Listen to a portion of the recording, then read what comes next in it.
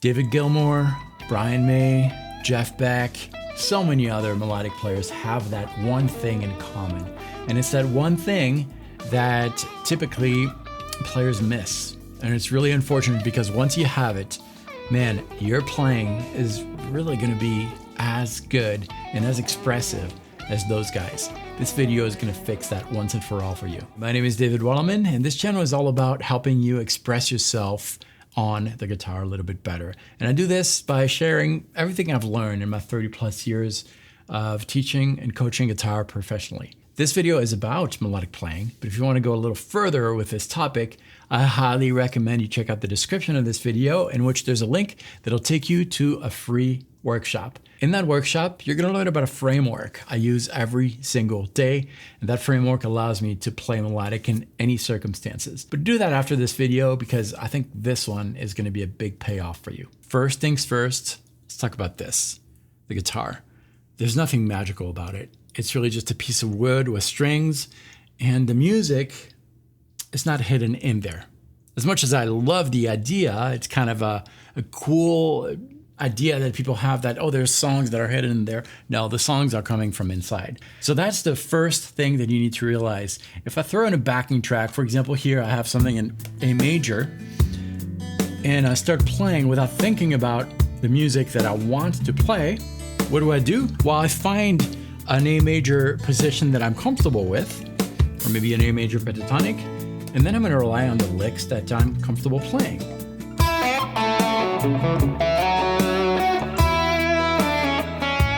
It doesn't sound bad, but is it really what you want to play over this backing track? Probably not. And the reason I know that is that those licks were very comfortable under my fingers. Those licks were born from comfortable positions. They were born from the physical aspect of the guitar, the way that the strings and the notes are laid out. It's very pentatonic based, which means that I'm typically going to bend the same type of notes because they fall under the fingers really well. It's very finger driven. If you want to sound ultra melodic like those guys I mentioned, you want the melodies and the ideas to come out of your soul. And when that happens, people are going to hear that. The first thing we need to do in order to get there is to eliminate this finger problem. See, as soon as we have the guitar, we tend to place our fingers in those comfort zones. If you have your guitar with you, I bet you're holding it kind of like this, right? In that zone of the fretboard. That's an A minor pentatonic. We are all there. Or maybe you're in G right here, G minor pentatonic in that zone. Bottom line is that your fingers, as soon as they have that instrument in their hand, they are kind of conditioned to be in position to play those licks. Oftentimes I tell you to put the guitar down, not here. We're actually going to engage our fingers, but with something a little different. Back to the backing track. This time, our fingers are not going to think in terms of leads, but of chords.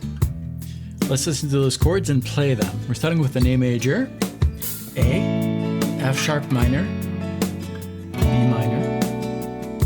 Then we go to a D, E, and A. We're now going to stop the backing track, play those chords without the track, no drums involved, as if you were a songwriter. I'm really going to hum. I don't have any lyrics, but I'm going to see what comes out. If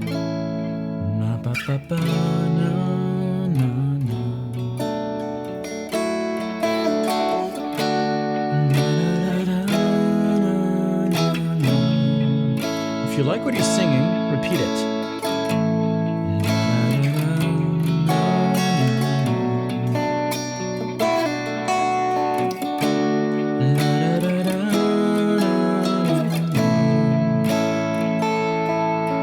You might need to do that several times until you land on something that sounds okay to you. And you're going to see that whatever you're singing is really not pentatonic driven. It's not driven by those comfort zones. See, when you're talking, even humming, you don't have to be a good singer. You already know how to use that tool, that instrument, your voice. You've used it since you were born. So there's no real limitations as far as what your voice can do. Now, sure, if you want to really perfect your voice, that's a real art, and there's a lot of work involved. But if you're just humming a song, like songwriters do, you shouldn't have any problems reaching those notes. And it's just a matter of exploring that. Bottom line is that there is no limitation here that we all have with the guitar. And that's going to trigger some ideas. And typically these ideas are going to be extremely melodic. They're driven by your vocal cords. There's some breaths involved, which automatically limits the length of those ideas. It's not like you're playing melodic and automatically going into ultra long solo mode like some players like to do. It's very melodically driven. That melody I discovered while humming over the chords, la da da da na na na, I remember it. That's a really good sign. Typically the first thing that comes to mind, it's the obvious thing that is really gonna stick out. Now, yes, it sounds a little cheesy. Na da da da na na na. That's okay, we're gonna uncheesify it with our guitar.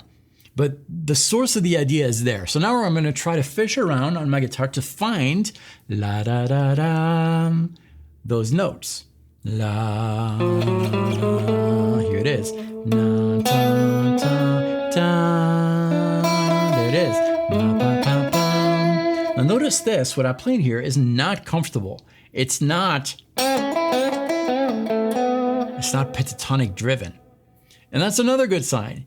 It means that the melody was born from within, not from your comfort zones. So let's continue.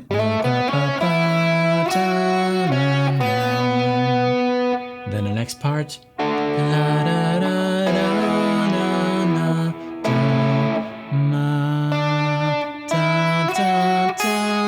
It's kind of a weird fingering. All right, so we have our theme now. Not comfortable, but very melodic.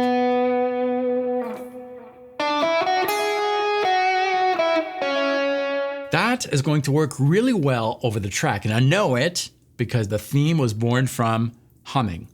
Now, like we said, it's not really comfortable under the fingers, and it doesn't have that extra juice that we can add from the instrument.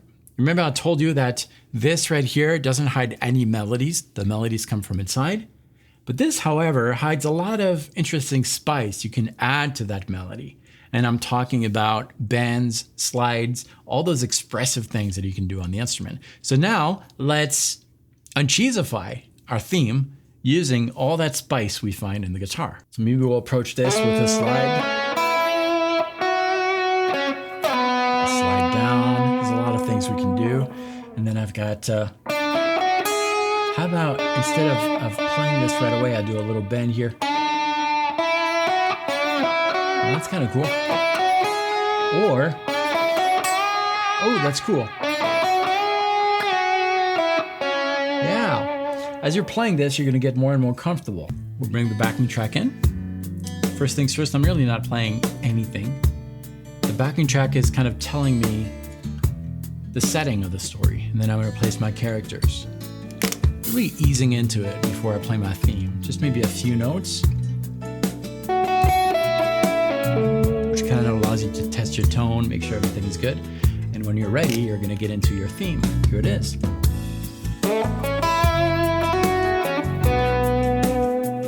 Works great. You're going to take more and more freedom with that theme.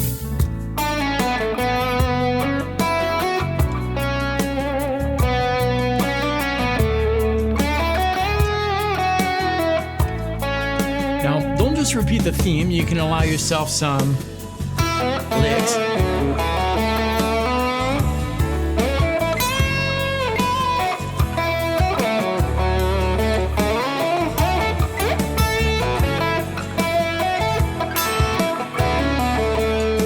I kind of like to see that theme as a rock that you're placing strategically in a river to be crossed. When you're tired of the licks, back to the rock. And in between you can swim.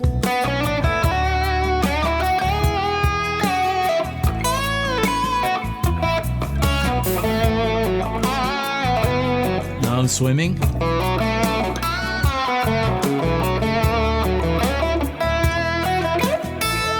But if I run out of ideas, okay, I'm gonna rest a little bit here.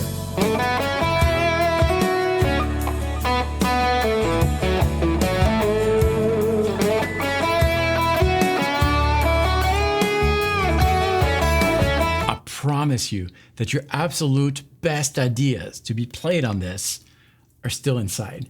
And taking the time to figuring out the chords, playing those chords, humming along, that's the most natural and beautiful way to doing that. This begs the question, what if you start playing those chords and nothing comes?